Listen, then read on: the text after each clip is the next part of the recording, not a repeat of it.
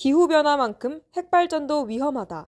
핵 발전은 갈수록 전기 생산 비용이 높아지고 전력계통 불안정을 초래할 것입니다.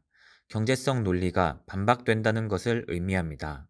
2022년 1월 21일 오후 2시 30분 서울 중구 정동 프란치스코 교육회관에서 기후위기 비상행동과 탈핵 대선연대 공동주최로 20대 대선 기후정의의 눈으로 탈핵을 말하라 포럼이 열렸습니다.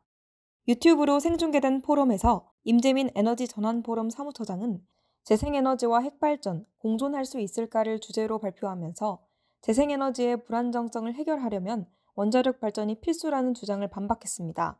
탄소 중립 목표에 따라 태양광 풍력 등 재생에너지 비중을 늘리면 원전은 전기 생산을 줄여야 하는데 경직성이 큰 원전의 가동률을 낮추면 생산 단가가 높아져 경제성을 잃는다는 것입니다. 그는 실제로 캘리포니아를 비롯한 미국에선 원전의 경직성 때문에 원전을 일부만 가동하다 생산 비용이 증가하고 수익은 줄어 원전 회사들이 면허를 도중에 반납했다고 말했습니다. 탄소 중립 시간 싸움에서 핵발전은 아둔한 방식. 김현우 탈핵신문 운영위원장은 탄소 중립, 핵발전으로 가능한가를 주제로 한 발표에서 기후위기 대응을 위해 원전을 늘려야 한다는 핵산업계의 주장을 반박했습니다. 그는 탄소 예산이 고갈되는 게 7, 8년 정도밖에 남지 않았는데 건설 기간이 긴 원전으로 대처하는 것은 비합리적이라고 지적했습니다.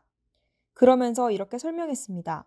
풍력은 2, 3년, 태양광은 2, 3개월이면 되는데 탄소 예산 고갈을 막기 위한 비용과 시간 싸움에서 핵발전은 너무 아둔하고 너무 비싼 수단입니다.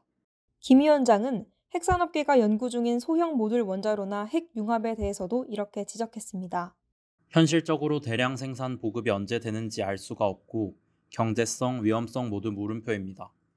그래서 원자력 산업 진영에서도 몇 년까지 얼마만큼 온실가스 감축을 하기 위해 SMR을 얼마만큼 투입하느냐는 시나리오 이야기가 전혀 없습니다.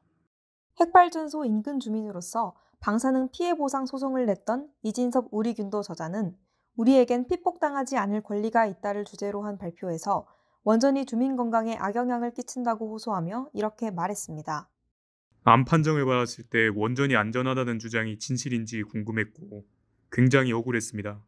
그는 원전을 들인 대가로 지역이 받는 지원금에 관해서도 지역에 뿌려지는 것과 비교해 그만큼 지역민에게 돌아오지 않는다고 말했습니다. 이 씨는 원전이 가족의 암 발병에 책임이 있다는 취지로 한국수력원자력 고리본부를 대상으로 소송을 냈지만 최종적으로 패소했습니다. 이와 별도로 원전 지역 주민들은 2015년 갑상샘암 발병 책임을 한수원에 묻는 공동소송을 제기했지만 2022년 1심에서 패소했습니다. 재판부는 2023년 8월 30일 열린 2심에서도 주민 암 발병 원인을 방사선으로 특정하기 어렵다는 점을 들어 소송을 기각했습니다. 주민들은 대법원에 상고하겠다고 밝혔습니다. 대책 없이 쌓이는 핵 폐기물에 주민 불안. 용성록 탈핵 울산 시민 공동행동 공동집행위원장은 핵 폐기물, 해결되지 않는 숙제를 주제로 한 발표에서 사용 후 해결료 처리와 관련한 주민 불안을 털어놓았습니다. 그는 고준위 핵 폐기물 임시 저장고가 포화 상태에 이르자 각 원전이 규정된 간격보다 훨씬 좁혀서 보관하고 있다며 사고 위험성을 우려했습니다. 그는 문재인 당시 대통령이 핵 폐기물 관리 계획을 재검토해 공론화하겠다고 약속했지만 이를 제대로 이행하지 않았다고 비판하기도 했습니다. 용 위원장은 2021년 9월 더불어민주당 의원 24명이 고준위 방사성 폐기물 특별법을 공동 발의해 원전 부지 내에 사용 후 해결료 임시 저장시설을 운영하려 한 것에 관해 사고 위험성이 높아진다고 비판하며 이렇게 강조했습니다.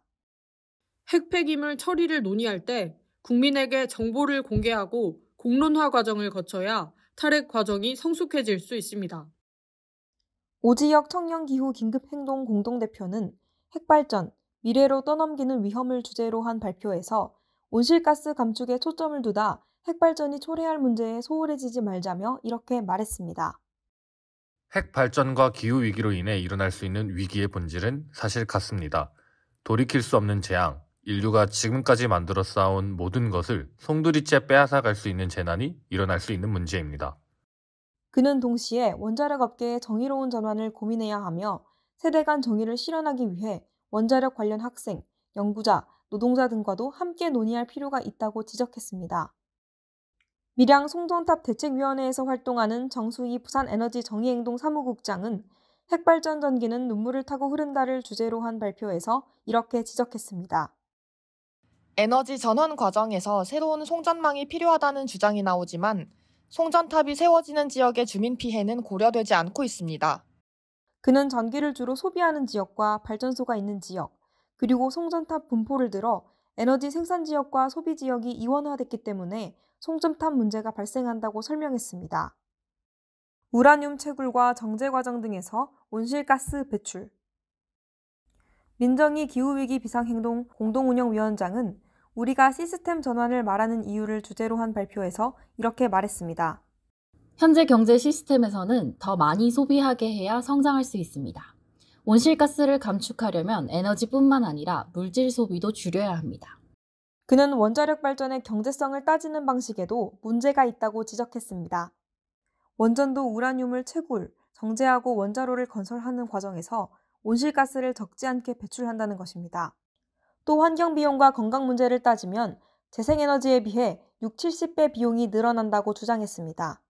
이와 관련해 미국 스탠퍼드 대학교 마크 제이컵슨 교수는 저서 100% 청정 재생에너지와 저장 장치에서 원전은 온실가스 배출의 기회비용을 발생시킨다고 말했습니다. 원전을 건설하고 운영을 시작하기까지 10에서 19년이 걸리는데 이 기간에 재생에너지 등을 통해 온실가스를 줄일 기회를 잃게 된다는 것입니다. 발표가 끝난 후 20여 분간 진행된 질의 답변에서는 유럽연합의 그린 텍소노미에 원전이 포함된 것에 어떻게 대응해야 하는가 하는 질문이 나오기도 했습니다. 이에 관해 김현우 위원장은 이렇게 답했습니다. 민간에선 이윤이 나는지와 지속 가능한지를 경제적 관점에서 보고 있기 때문에 원전은 확대되지 않을 것입니다. 영국과 프랑스도 짓기 시작한 원전만 건설할 뿐입니다. 핵발전기는 세계 전체에서 1년에 2-3기밖에 늘어나지 않습니다. 국제원자력기구의 원자로 정보 시스템에 따르면 세계에서 상업적으로 가동되는 원자로의 수는 2020년 417기, 2021년 416기, 2022년 395기였습니다. 2022년에 러시아 우크라이나 전쟁으로 인해 가동이 중단된 15기의 원자로까지 계산해도 총 410기인데 2023년에는 단 2기가 늘어난 412기의 원자로가 가동됐습니다.